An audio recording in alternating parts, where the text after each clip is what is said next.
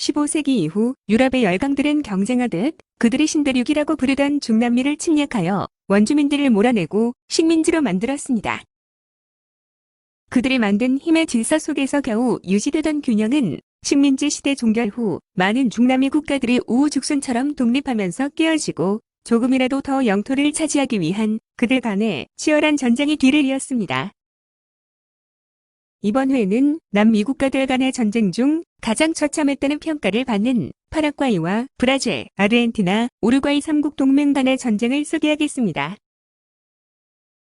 19세기 초 호세 가스파르 로드리게스 대 프란시아 대통령과 카를로스 안토니오 로페스 대통령 시절 파라과이는 남미 국가들 중에서 가장 발전한 국가였다고 합니다.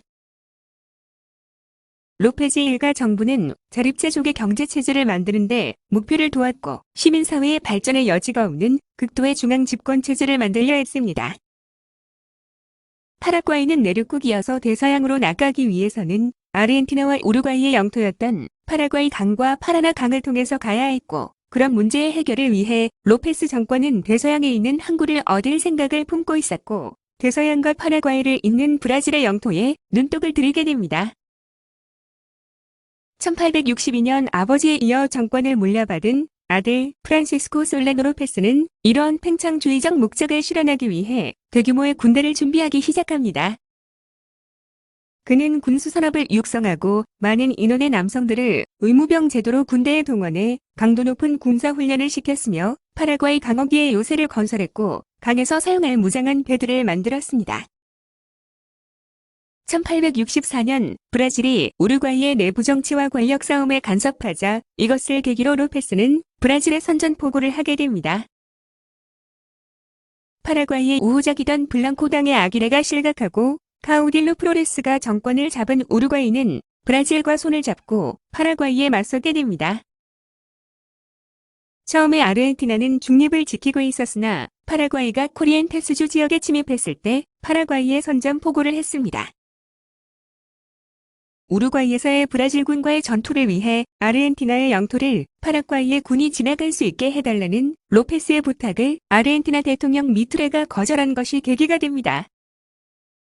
전쟁의 초기는 오랫동안 준비해온 파라과이 일방적 우세로 진행되었습니다. 6만 명 이상의 군대 3만 8천 명의 상비군, 400문의 대포, 23대의 증기선으로 이루어진 해군 등 월등한 군사력을 가진 파라과이에 비해 3국 동맹은 수적으로 부족했습니다. 당시 아르헨티나는 8,500명의 상비군과 소수의 해군을 보유했고 우루과이는 2천여 명의 군대가 전부였습니다. 브라질만 16,000명 정도의 군대를 갖고 있었는데 해군력이 뛰어나 239대의 대포와 잘 훈련된 4,000명의 승무원에 42척의 배를 보유하고 있었습니다. 1964년부터 시작된 전쟁에서 파라과이군은 아르헨티나와 브라질의 영토를 하나하나 점령해 갑니다. 12월에 마토그로스주를 1865년 1월에는 히얼고란 제도술주를 공격했고 마토그로스를 함락시키고 코룸바의 요새를 점령하여 코룸바의 공격을 눈앞에 둡니다. 파라과이의 함대는 코리엔테스주의 항구를 포위하여 도시를 점령합니다. 6월에는 상보르제를 점령하고 8월 5일 우루구아이 하나를 점령합니다. 브라질은 반격에 나서 1865년 6월 11일 리아추엘로 강에서 브라질 해군과 파라과이 해군은 전투를 했고 여기서 브라질 해군은 승리를 합니다. 이 전투를 계기로 갑자기 전황은 파라과이에 불리하게 전개되기 시작합니다. 우루과이 지역의 파라과이군도 패퇴하고 1865년 동맹군은 5만 명의 군대를 모아 대대적 공세를 시작했습니다. 수세에 몰린 파라과이의 로페스는 평화조약을 맺으려 하나 3국 동맹의 조약 내용에 로페스의 완전한 몰락을 요구하는 내용이 문제가 되어 조약은 결렬됩니다. 1866년 후반부터 1867년 중순까지 전염병 등으로 소강 상태였던 전황은 1868년 브라질의 카시아스가 정권을 갖고 파라과이의 공격에 나서 7월 휴마이티가 함락되고 로페스는 세로레옹 지역으로 달아나면서 완전히 기울게 됩니다. 삼국 동맹은 1869년 1월 아순시온을 점령하고 그곳에 시글러 안토니오 리바올라를 수반으로 한 임시정부를 세웁니다.